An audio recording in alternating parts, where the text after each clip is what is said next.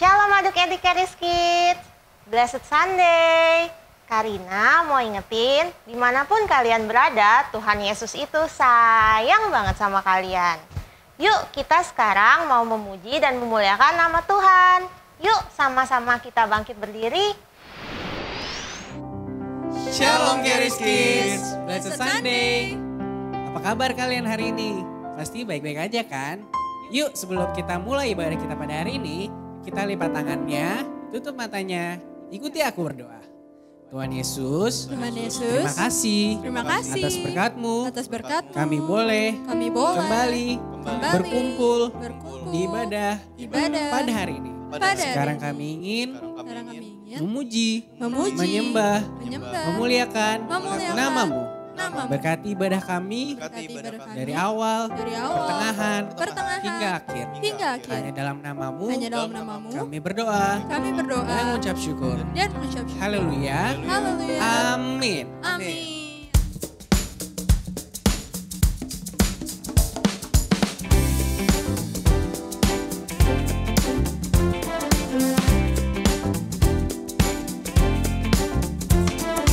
Angkatlah suaramu, puji dan serukan nama Yesus. Tanggalkan bebanmu, tak perlu kau khawatir, sebab Dia sanggup.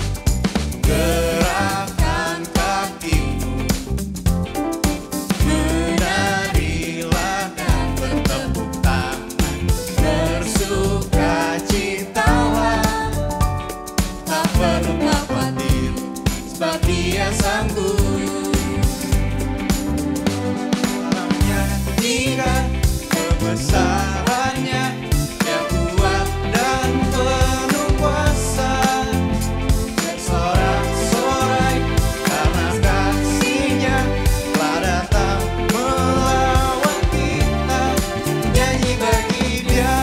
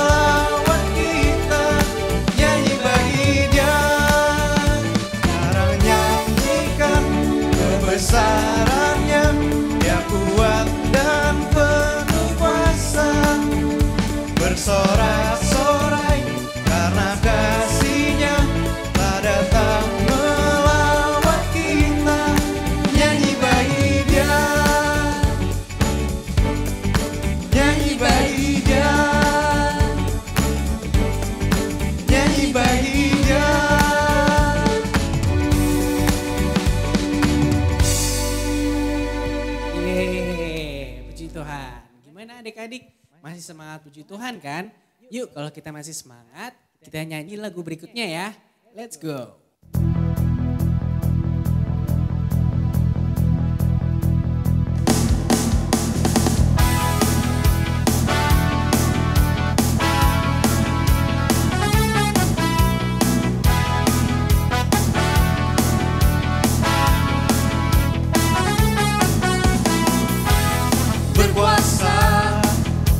Di bumi di surga,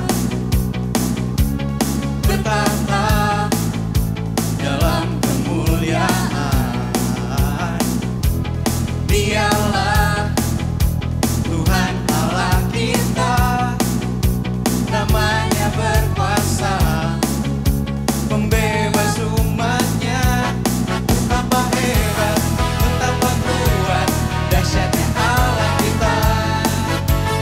Dia berjaya atas semua perbuatannya. Betapa hebat, betapa kuat, dahsyatnya Allah kita. Dia bernama Yesus, Raja segala raja, Tuhan Allah kita.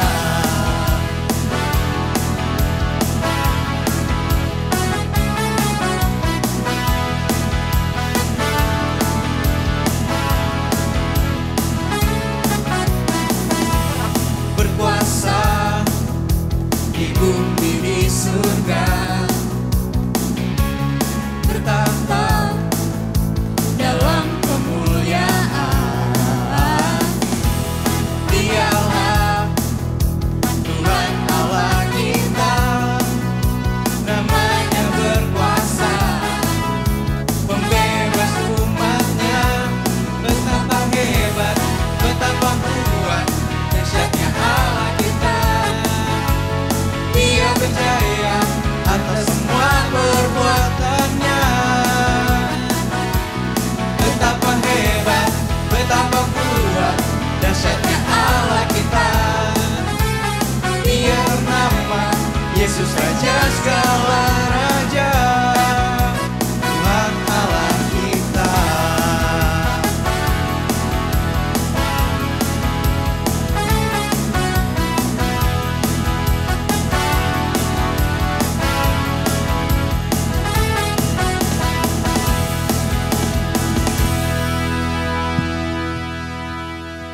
Yeay, puji Tuhan.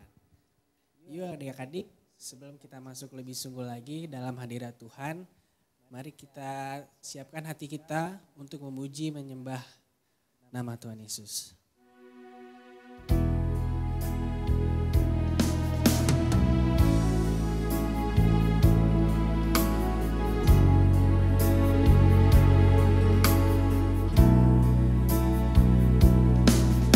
Bapa yang mengasihi, kuasa-Mu memulihkanku.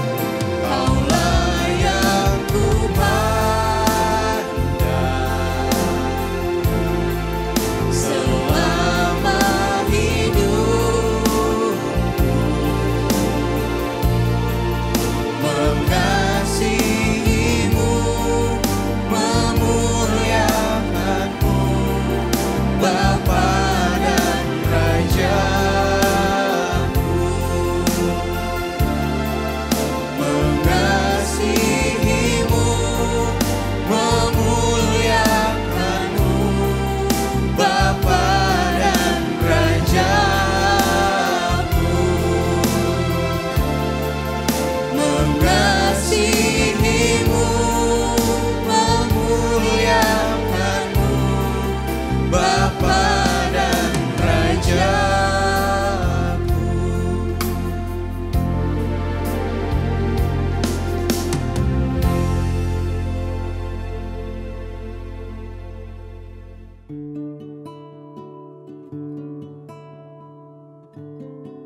Adik-adik yang sudah menyiapkan elemen perjamuan kudus, yuk kita berdoa. Pertama-tama kita ambil rotinya ya. Ikutin kakak berdoa.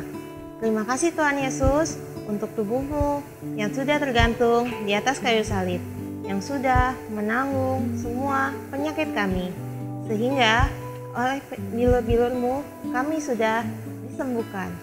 Terima kasih Tuhan Yesus, sekarang kami sudah punya tubuh yang sehat. Dalam nama Tuhan Yesus kami berdoa. Amin.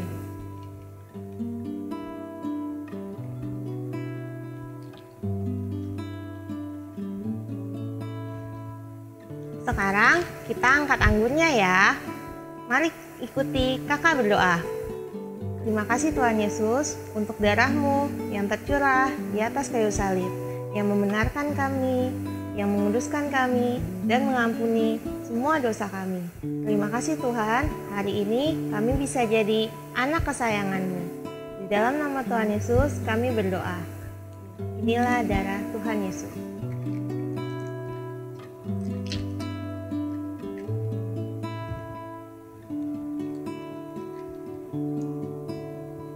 Yuk ikutin kakak berdoa lagi. Terima kasih Tuhan Yesus untuk pengorbanan-Mu di atas kayu salib. Engkau telah memberikan tubuh dan darah-Mu untuk kami. Tuhan, terima kasih telah mengampuni dosa kami, membenarkan kami, dan menguduskan kami. Dalam nama Tuhan Yesus, kami sudah berdoa dan mengucap syukur. Haleluya, amin.